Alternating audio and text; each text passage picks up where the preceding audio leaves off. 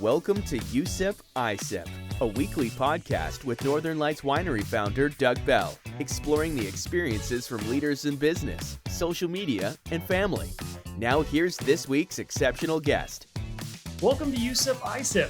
My name's Doug Bell, the host of the podcast. I have Noemie Touchette, a business partner of mine and a good friend. As a matter of fact, we've been working together since her daughter was the same age as my son is now. Yeah, we're not that much, we're not that far away apart in our ages, but she got started a little younger than me and has been an absolute integral part in the success in the building of Northern Lights Estate Winery. Welcome to the show today. Thank you for inviting me. Well, thank you so much for coming on. And we don't have these conversations a lot. We talk a lot about the today and now and where we're going into the future, but I think it was really, it's a great opportunity today to actually step back into the past a little bit. And I can learn more about you and where you come from. So I'm really glad we have the opportunity to do this. And I wanted to start off by finding out a bit more about where you come from and where you grew up. Yeah, and maybe one day we'll do the opposite. So where I come from, I was born in Quebec, in the not the lower mainland, sorry. In Quebec, south of Montreal, in a very rural environment, but I wasn't born on a farm. So I wasn't around animals or plants really. It was a very small town, so we would go and build tree houses and very close to nature, but no farms. When I really got into farming is when I was in college and I needed a summer job. And then my best friend was working in Pemberton in BC. And she invited me along because back then in Quebec, I was paid $4.50 an hour. And in BC, it was $6. So it was worth paying the plane ticket, come work for $6 an hour, and then go back to school in the fall. So that's when, I started coming to BC. I had traveled in the past. After high school, I was an exchange student in California. So that's where I learned my English, because before at school, you would play bingo in English courses and you wouldn't learn much. So when I went to California, I learned English. And then that's when I started to really love traveling. And over the years, it took me to Africa, it took me to Dominican Republic, to Europe. And when I went to college I was actually in college for graphic design, and I needed money for my college. And then I started farming, and I'm like, this is really what I want to do in my life. I didn't want to be in front of a computer trying to design the most beautiful magazine or poster. I wanted to be outside and really do something that I really loved, and that's when farming started in my life. So growing up in rural Quebec must have been a really interesting experience. I mean, we get a similar experience in British Columbia when you live in the rural towns. They're very tight-knit communities, right? There's not a lot of people. Everybody knows your name. You can't get away with anything, right? If you were out vandalizing something, the neighbor's going to know exactly who you are. What were those early days like, and how did you spend your time as a kid? I was always on my bicycle. Riding a bicycle has always been the love of my life. Playing friends, swimming in my swimming pool, going in the winter, it was spending time on the skate rink.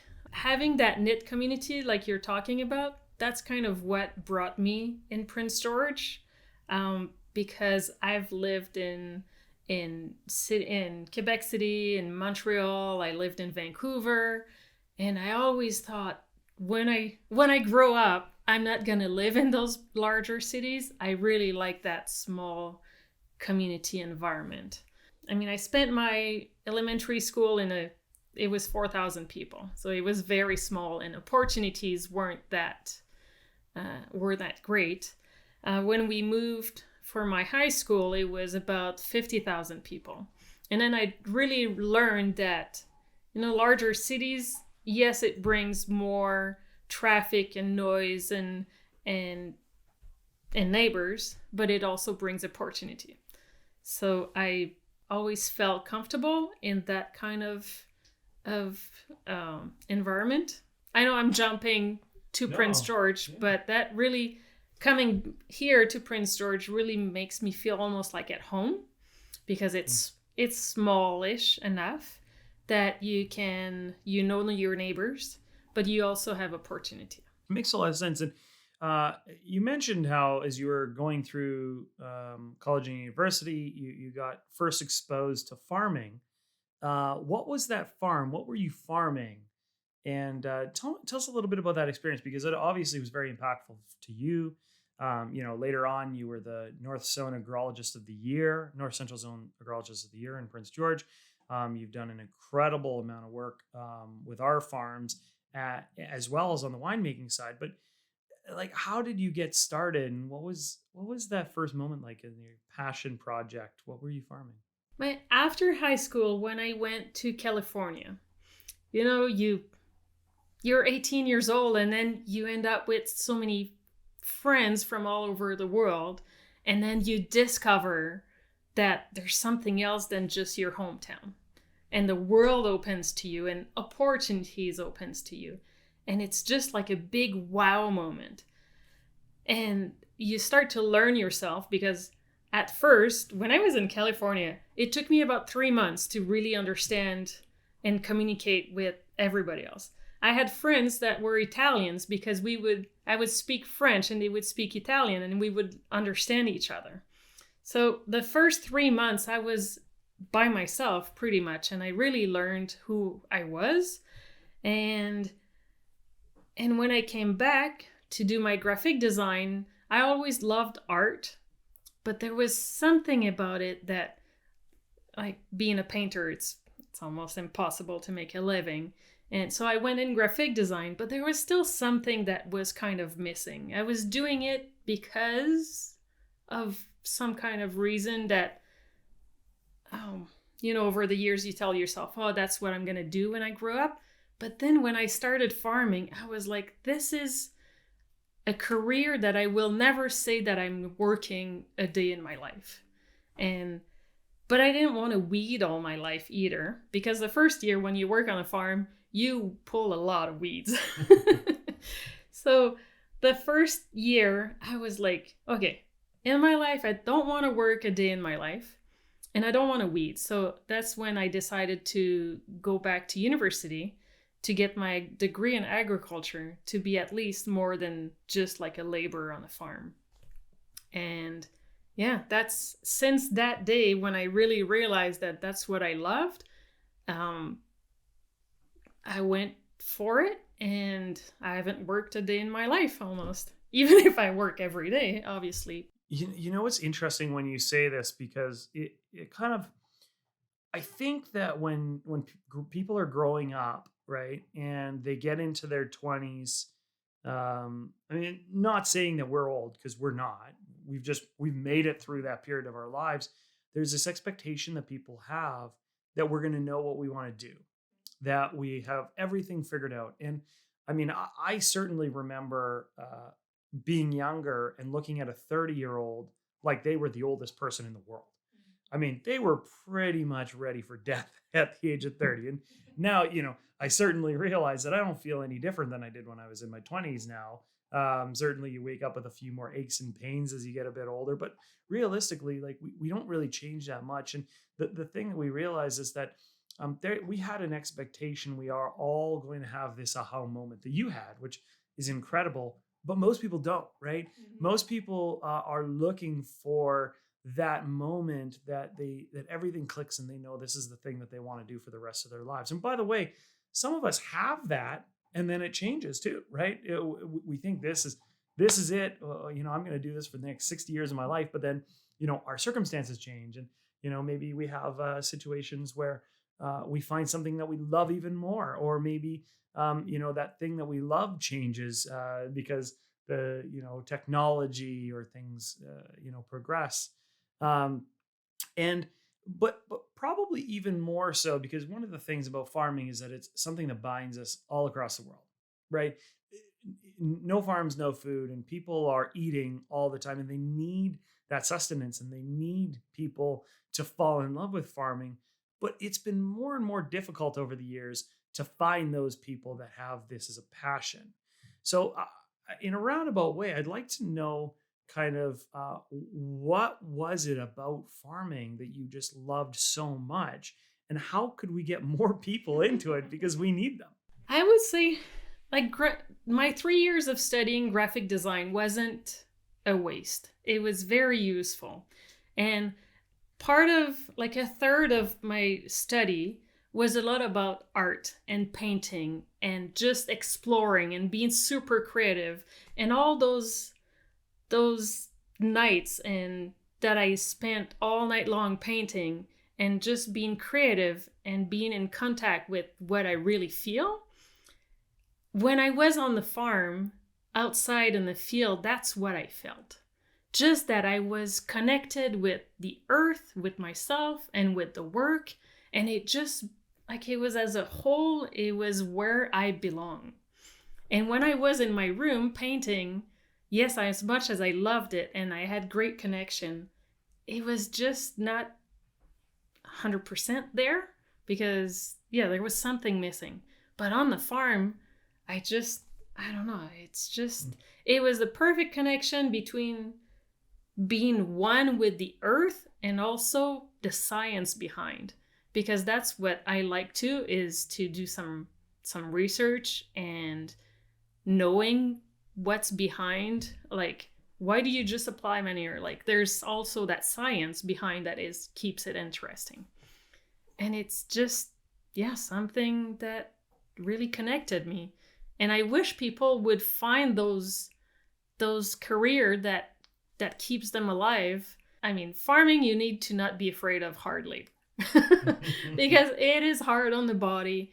And yeah, you work physically hard, but if you love it, it's just such a rewarding career, because at first you start and it's just a seed, and then at the end of the summer you grew all that food.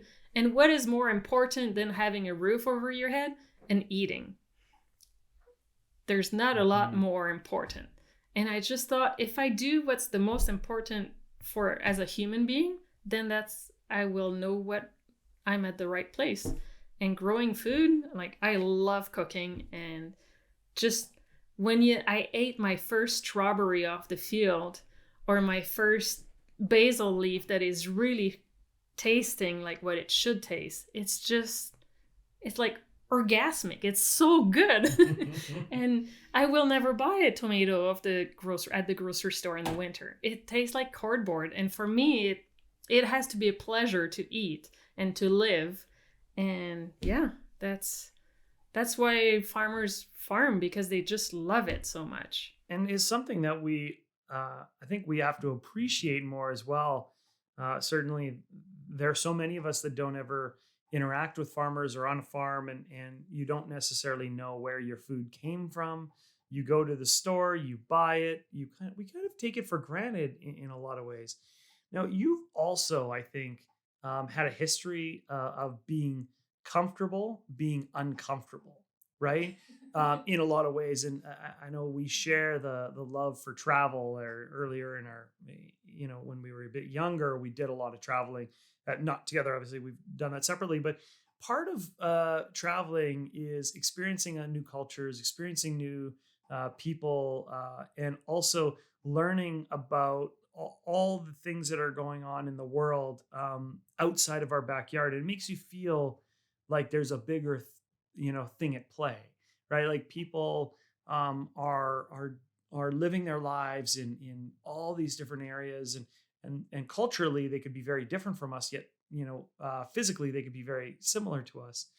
And at the same time, you're coming from Quebec, you're traveling to different places where you are now, in a lot of ways, the minority. You don't speak the same language as them.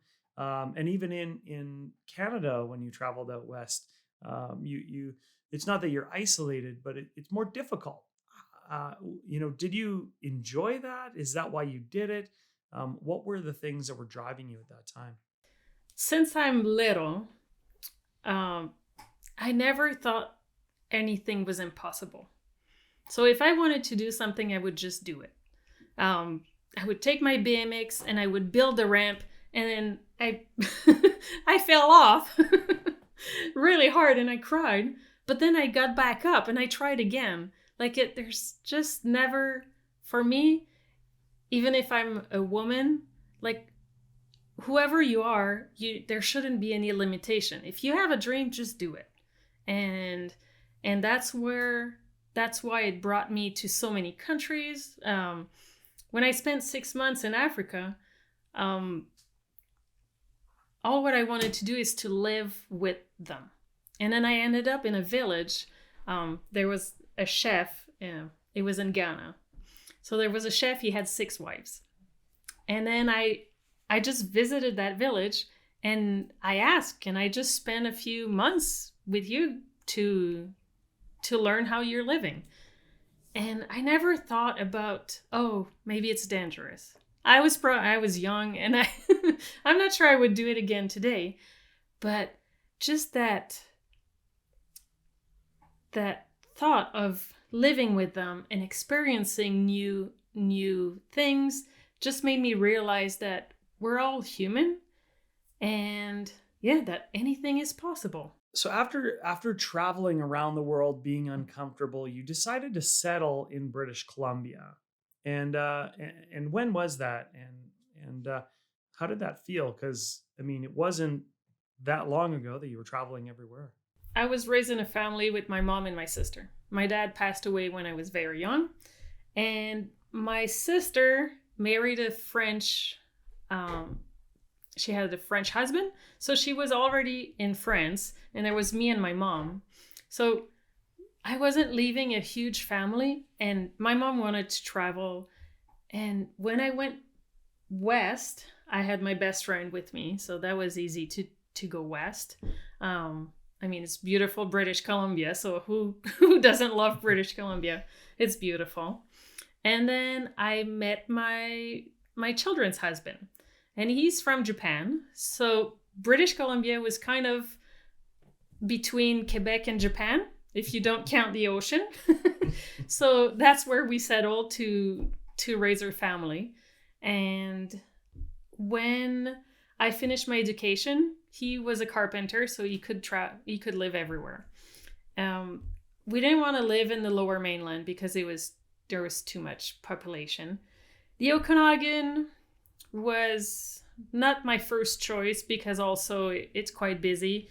Pemberton it's beautiful, but it's too expensive, and I was looking for a full-time job, and Pemberton wasn't giving me that. So I found a career with PRT, a tree seedling company in Vernon. I was supposed to be there for a year for a training, and then 6 months after I started, they're like, okay, you're good to go. We have 2 places to offer you. So they offered me Prince George or Beaver Lodge. And I said, I'm not going further than Prince George, because I had never been further than Vernon. That was I had never been to Prince George. Beaver Lodge, I don't know. I wasn't interested in Alberta. And the motivation that they told me is that there's tax allowance because it's far away. And I said, it's because it's too far. So right away I said no to Beaver Lodge. And then that's why I ended up in Prince George, growing tree seedlings for the tree planters. So I did that for 5 years, but it was great. I've learned a ton, but I couldn't eat what I was growing. And that was bugging me.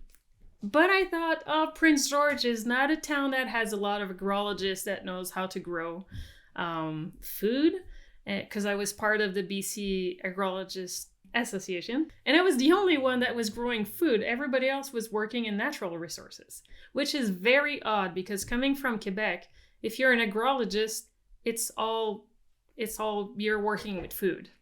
Natural resources, they are in they're the association with the biologists, so it's quite different.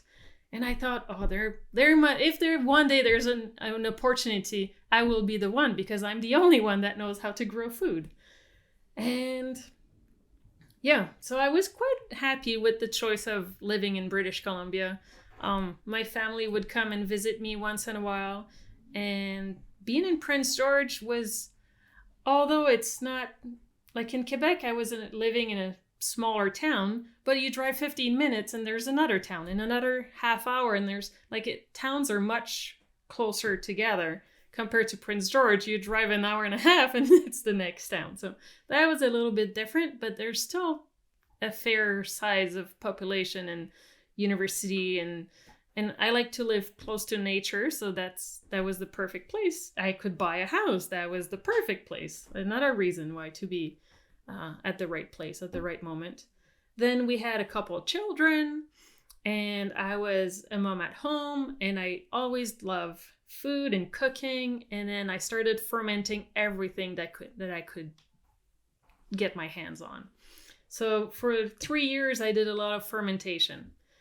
And then when the winery, after 3 years, I was kind of ready to go back to work. And I looked on, maybe it was Indeed or Kijiji maybe back then. And then I saw that opportunity and I was like, oh my God, I've been fermenting for 3 years. I love growing food. Like, this is my dream job. And I wasn't sure if I should apply. And I did. And here we are 9 years later. And now you're a part owner of the winery. Yes, that's even an extra bonus to this career. So now, when we actually had our first conversation, I think we had it in a Starbucks or something to that effect, maybe at Wendy's, talking about the position. You were hired for the position. And I know from the business standpoint, we weren't super prepared before you came on. Did you ever feel like it was like, I don't really know if this is the right decision? I'm not really sure if these people know what they're doing. When I applied, then we had the interview, like you mentioned, and then after the interview, you gave me the address, and I drove here, and at the time, there was absolutely nothing. It was just a bare field. And I sat beside the road and I could see it. It's probably part of my creative art. If I see it, it's going to happen. And I sat there on the grass with those big trucks passing behind. And you had showed me the map of how you thought the field was going to be. And I could see it in that dirt patch. And I just believed in it right away. And yeah, that's how really it started, is when I sat there and I was like, okay, this is going to happen and it's going to be successful. And here we are. Well, I know I'm certainly thankful that you did also see that. So as the director of operations, you have responsibility from the time that the plant goes into the ground to the time the bottle is ready to drink. That's something that's very different from where you started. Did you ever see yourself doing anything like this? I did not know. And when I was studying at school, lots of my friends, they would go in research, they would go as a consultant. And me, I always loved production. And there's not a lot of productions that is 12 months of the year. And I would always be thinking, how am I going to support my family if I can only work 6 months of the year?